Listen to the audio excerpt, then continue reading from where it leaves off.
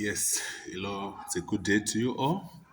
It's Chawaya Moyo, and I'm going to give my presentation on what transpired in the case, which includes a Dynamo's player, Dylan Gumbe, and the presentation will analyze the various types of risks emerging from the recent age cheating scandal, which involved the Dynamo Football Club, the under 17 team. So I'm going to first have a look, basically dealing with the case overview. And under the case overview, we see the Dynamo's under 17 team being expelled from the Marvelous Nakamba tournament, which was taking place. And the player at the center is Dylan Gumbe, who is alleged to be 21 years, being born in the year 2001. Sorry, 2000, even though being declared to be in under 17, taking part in the Marvelous Nakamba tournament in Blawayo. As we see here previously, he represented the Zimbabwe under 17 national team in the COSAFA tournament in 2017. But however, as the case start, the Dynamo's under 17 team was expelled from the tournament, the Marvelous Nakamba tournament, after the player's age was flagged, uh, which raised a lot of questions among sport pundits as well as the interested parties in the case. As we know, the player was part of the under 17 national team, who is, but however, he is now alleged to be 21 years, although taking part in the under 17 tournament for the Dynamo Stimbare Football Club. Basically, the incident really triggers a complex web of risks, which basically cost the club, the player, as well as the sports integrity. So, in the next category, I'm going to focus on the categories of risks that have been identified in the event. So I'm going to break it down, focusing on types of the risks identified as you see on my slides there. The types of risk are listed: the strategic, financial, operational, and so many. And basically, you can categorize the risks emanating from the scandal into the five mentioned above. Uh, Basically, after the list, I'm going to examine each of the risks as shown on my next slide. So the first one I'm going to focus on is the reputational risk. Basically, this is the most immediate and damaging risk for Dinamo Dimbari as a club. Their reputation as a giant and a fair playing institution is severely tarnished. As we know, for the player, Dylan, his personal brand is now at stake since he is associated with cheating, which is not tolerated in the game of football, and basically this could haunt his entire career. And also, we can take a look on the coaching staff's judgment is also under intense public scrutiny. As we know, they are the ones at the center of the selection, but they decided to consider him, although they knew that he is not within the age range which is required for one to take part in the COSAFA tournament. And also,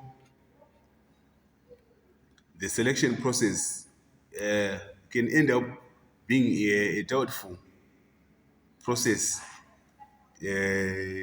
for those who are at the center of selecting the participants for such tournaments. As we know, the tournaments basically are viewed as a center stage for talent, for talent identification as well as marketing. So having such a big brand being a shame, I think it basically takes us back. By the moment we are saying we are now taking a step forward, and then such issues escalates, it raises a lot of questions among stakeholders and other interested parties in such incidents. Moving on to the next risk, the compliance and legal risk, which is basically the clear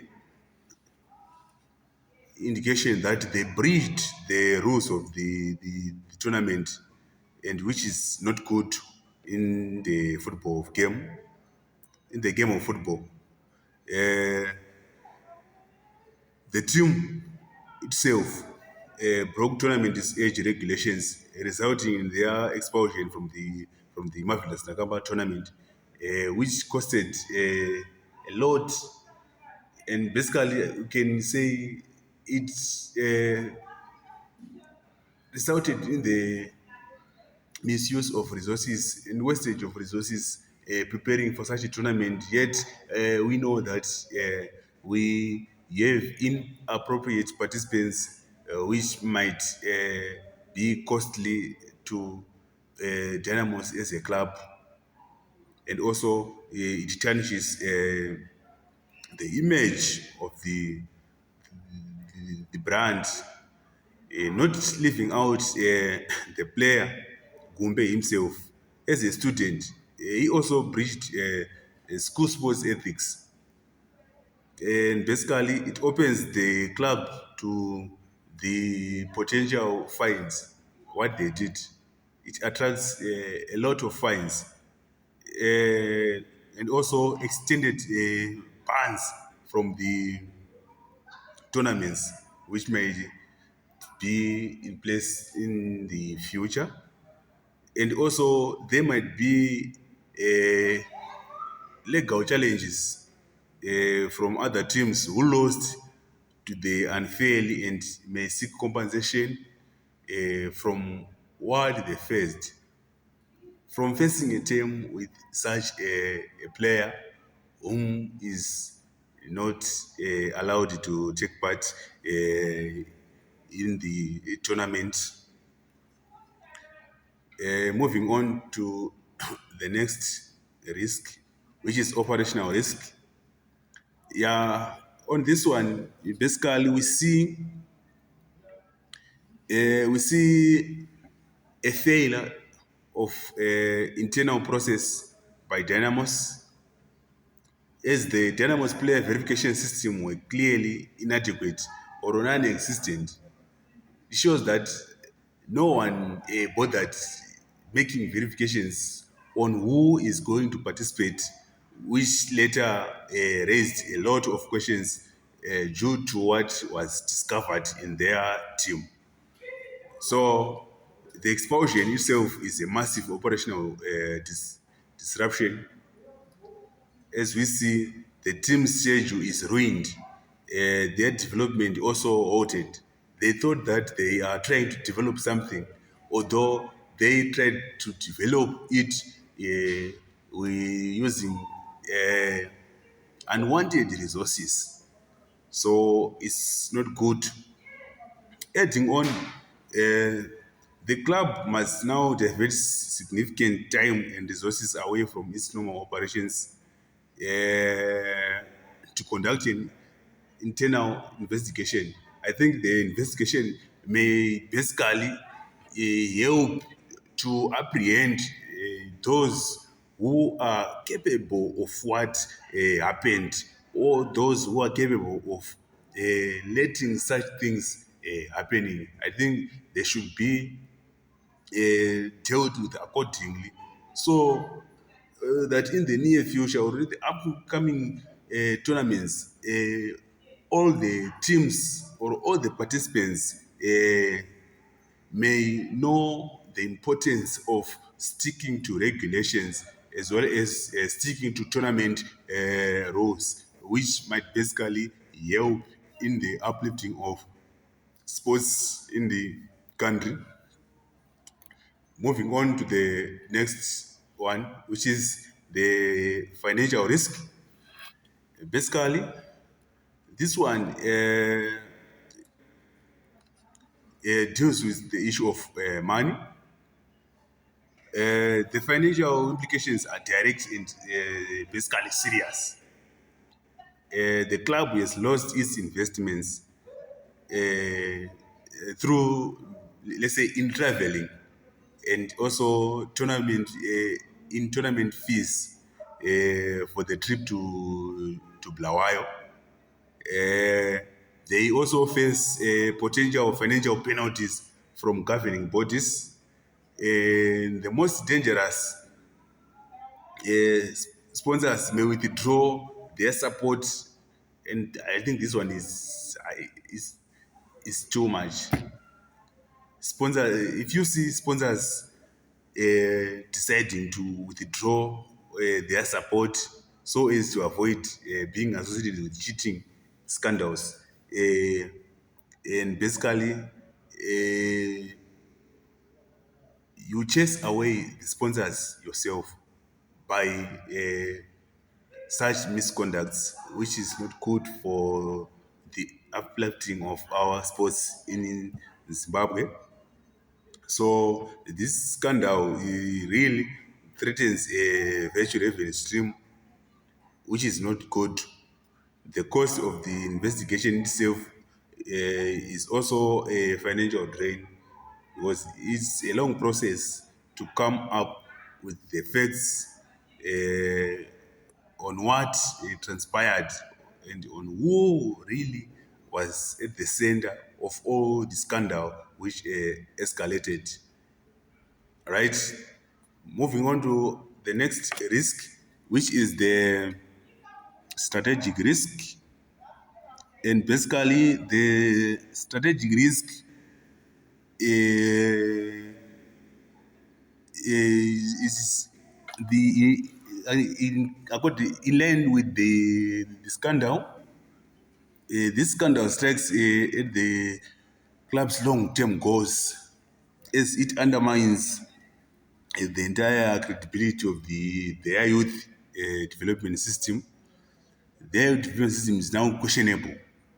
And basically, the scandal is a core strategic pillar for any other major club. Youth development is a major strategic pillar in all the clubs within the sporting fraternities.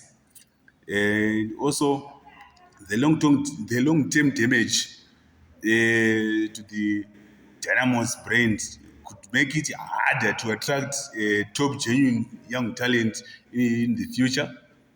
No one wants to take part or to be involved uh,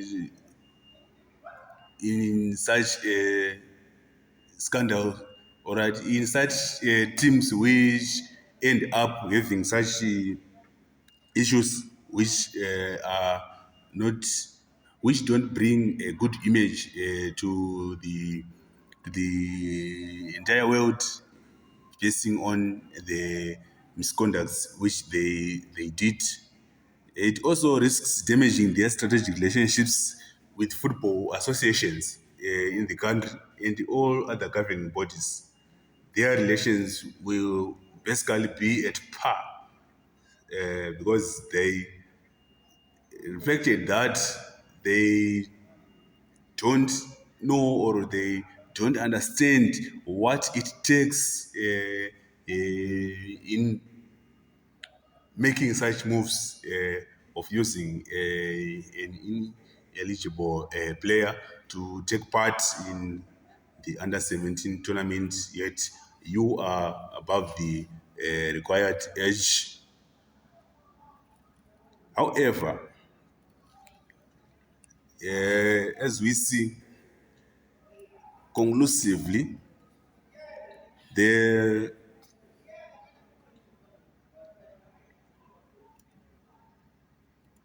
the, the facts above, basically the facts that the Dynamos as a club is a failure of risk management. It's a total failure of risk management. Why? Because this incident is not just a simple case of cheating. It is a large example or a textbook example of catastrophic failure in risk management as reflected on what transpired. The absence of a simple player verification process is exposed the club, Dynamos FC, to a cascade of severe risks across all the categories, which is not good, which is bad, and it tarnishes the image of the organization. And basically, it highlights the non-negotiable need uh, for repo, for the robust risk management frameworks in sports organizations. So, by having consideration to all the above, I think uh, many clubs or many organizations have to take a lesson on what happened because as we are now living in the world of technology, a lot is happening. Many technological tools are being integrated as a way of trying to eliminate all the issues or scandals like what happened in the Marvelous Nakamba tournament, which is not good, which tarnishes even the images of the uh, governing bodies of the Zimbabwean football fraternity. So I think by taking proper actions towards what happened in the tournament, I guess all other clubs in the country are going to have a good lesson, and they may try to make corrections so that they will not be caught on the wrong or offside, which might lead to